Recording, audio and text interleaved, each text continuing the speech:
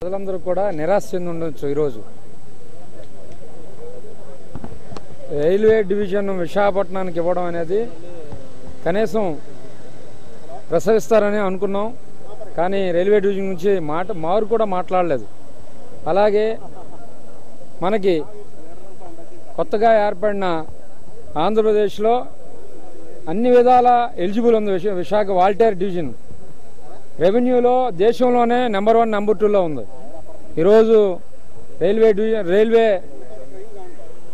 మరి ఏ విధంగా డెవలప్ చేస్తారో మాకు అర్థం కావడం లేదు. అలాగే బుల్లెట్ ట్రైన్ విశాఖపట్నం నుంచి మరి మద్రాసు వరకు, చెన్నై వరకు ఇస్తారని కూడా ఆశగా చూసాం.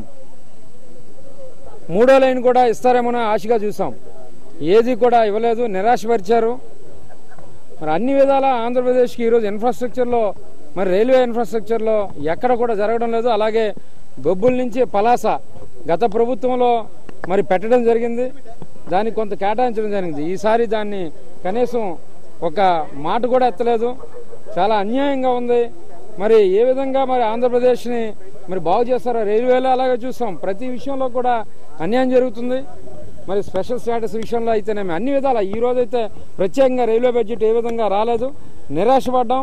ఇప్పటికైనా తెలుగుదేశం ఎంపీలు కానీ లేకపోతే వైసీపీ ఎంపీలు మళ్ళీ పార్లమెంట్లో నిలబెత్తి మరి ఆంధ్రప్రదేశ్కి రావాల్సిన రైల్వేలు రావాల్సిన వాటాని మరి సాధించుకోవాలని మీ ద్వారా కోరుతున్నాం.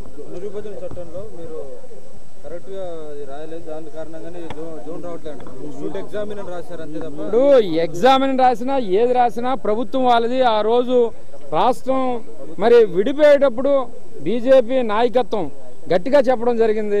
అన్ని విధాలా మీరు ఈరోజు యూపీఏ ప్రభుత్వం ఏది ఇచ్చినా దానికన్నా ఎక్కువగా చేస్తామని ఆ రోజు చెప్పడం జరిగింది. ఖచ్చితంగా విడగొట్టాలి. ఆ రోజు విడగొట్టేటప్పుడు వారు కూడా దగ్గరున్నారు, చదివారు, బిల్లు అన్ని చదివే చేశారు. ఏదేమైనప్పటికీ ఈరోజు అబ్సల్యూట్ మెజారిటీతో ఉన్నారు కాబట్టి ఖచ్చితంగా ఆంధ్రప్రదేశ్ని ఆదుకోవాలి. ముఖ్యంగా ఈ రైల్వేలకు సంబంధించి కూడా మళ్ళీ స్పెషల్గా వేరేగా కేటాయింపులు ఇవ్వాలని కోరుతున్నాం.